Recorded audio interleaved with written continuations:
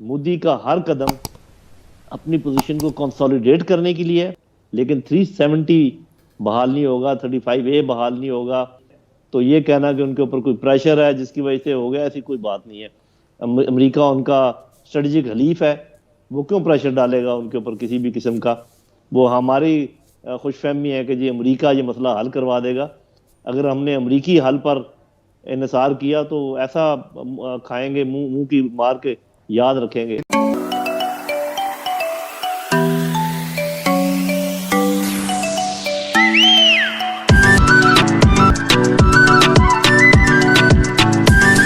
Hello नमस्कार दोस्तों, आपका स्वागत है मेरे चैनल में और चैनल को सब्सक्राइब कीजिए और लाइक कीजिए। चलो वीडियो को स्टार्ट करते हैं और देखते हैं क्या हुआ।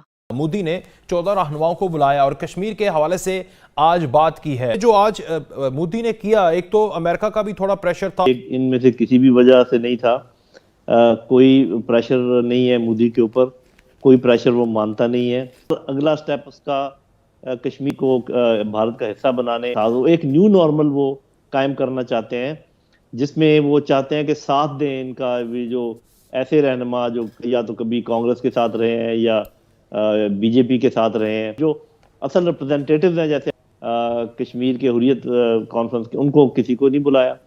तो इसका ये मतलब ये है। और जो स्टेटहुड वाली बात है, वो मेरे भाई बात ये है कि जब तक स्पेशल स्टेटस वापस ना हो तो सिर्फ स्टेटहुड को बहाल कर देना तो ऐसे ही है जैसे जितनी स्टेट भारत की और है, एक स्टेट कश्मीर हो जाएगा।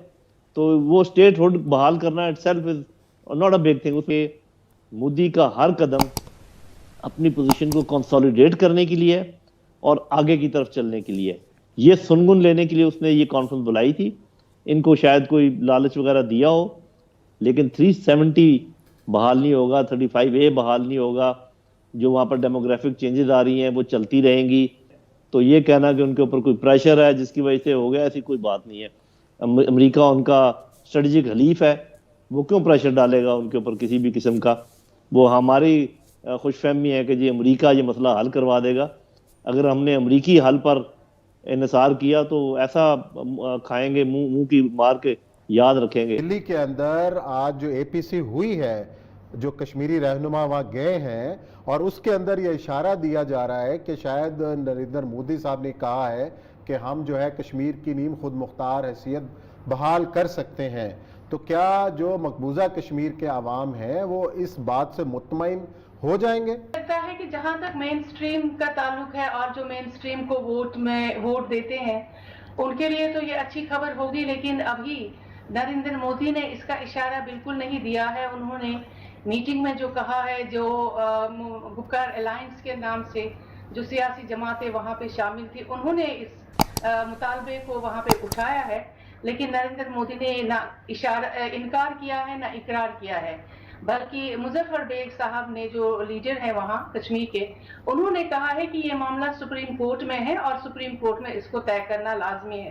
कि जिस वक्त ये सारी अरेंजमेंट हुई थी 370 वाली, उस वक्त शेख अब्दुल्ला साहब के ज़माने के वक्त, उस वक्त भी बेसिकली इसको एक कॉम्प्रोमाइज़ समझा गया था, एक इंडिया के उस पूरे जोग्राफिया के अंदर, उस एडमिनिस्ट्रेशन के अंदर, और उसके बाद ही सारी की सारी मूवमेंट्स जो हैं आगे चली हैं और सारा आगे हुआ है। अच्छा, सुप्रीम कोर्ट में अगर हुकूमत जो है वो अपने तौर पे ज़्यादा अपना एडवोकेट नहीं करती, जिसे कहते हैं प्रेस ना करना, और सुप्रीम कोर्ट में कोई ऐसी सूरत आ जाती है, तो आप क्या समझते हैं कि एक तो ये है कि क्या कश्मीरी सुप्रीम कोर्ट के उस डिसीजन को मान लेंगे या उस सुप्रीम कोर्ट के डिसीजन के ऊपर कोई इंडिया के अंदर कोई मसला होगा? मुझे लगता है कि सुप्रीम कोर्ट में अगर गवर्नमेंट ऑफ इंडिया को अपनी एम्बेरसमेंट, जो आलमी इमेज उसकी खराब हो गई, अगर उसको बचाना होगा तो वो डेफिनेटली थ्रू सुप्रीम कोर्ट इसको बहाल करवाएंगे। वो तो कि देखिए, ये सारा अमल जो है ये उन लोगों के लिए हो रहा है जो हिंदुस्तान को मानते हैं, हिंदुस्तान के आईन को मानते हैं, लेकिन कश्मीर में जो एक मेजॉरिटी है वो आज़ादी के हक में इस वक्त तहरीक चला रहे हैं, जिसमें आर्टिकल 370 होना या न होना बराबर है। सुप्रीम कोर्ट से फैसला आ जाएगा, ताल्लुकात मुज़ाकरात की तरफ जाते हुए नजर आएंगे, तो क्या कोई बेहतरी की उम्मीद नजर आ रही है दोनों मुल्कों के ताल्लुकात के दरमियान? अगर पाकिस्तान समझता है कि कश्मीर उसका शहरग है, उसकी शहरग है और वो एक स्टेक होल्डर है, तो मेरे ख्याल में ये भारत के साथ एक अंदरूनी इंतजाम है, तो जिसमें पाकिस्तान को ज्यादा फोकस नहीं करना चाहिए। ऐसा नजर आ रहा है कि जो कश्मीर की जो मिलिटेंसी है वो अब नौजवानों के हाथ में है, वही उस तहरीक को ड्राइव कर रहे हैं। हुर्रियत कॉन्फ्रेंस एक बहुत बड़ा फैक्टर हुआ करता था, सईद अली गिलानी, मीर वाइज और बाकी जितने रहनुमा थे। अब ऐसे लग रहा है कि ये हुर्रियत कॉन्फ्रेंस के जो रहनुमा है ये पस मंजर पे जा रहे हैं। में जब बात होती है डायलॉग की, बातचीत की बात होती है, तो जाहिर है कोई पॉलिटिकल फेस होना जरूरी है। तो कोई कश्मीरियों का ये वाला पॉलिटिकल फेस कहीं कमजोर होता हुआ नजर आ रहा है? देखिए, मिलिटेंसी भी जिसको आप समझ रहे हैं वो छोटे छोटे हमारे नौजवान बच्चे हैं, जो पढ़े लिखे बच्चे हैं, जिनको इतनी मुसीबतें झेलनी पड़ रही है कि वो समझ रहे हैं कि बजाय जिंदा रहना हमें खत्म ही होना है। असल में हम सेक्रीफाइस अपने आप को करेंगे तो मामला खत्म होगा। उनके पास ना तो असला है, ना तो ट्रेनिंग है, ना तो कोई चीज है, और आप 10 लाख बंदूक के सामने 4 बंदूक उससे काम नहीं चला सकते। इसलिए मुझे लगता है कि वो फेज भी एक जो है वो भी एक फेड हो रहा है। सईद अली गिलानी क्यों नाराज होकर साइड पे बैठ के रिटायरमेंट का ऐलान कर दिया?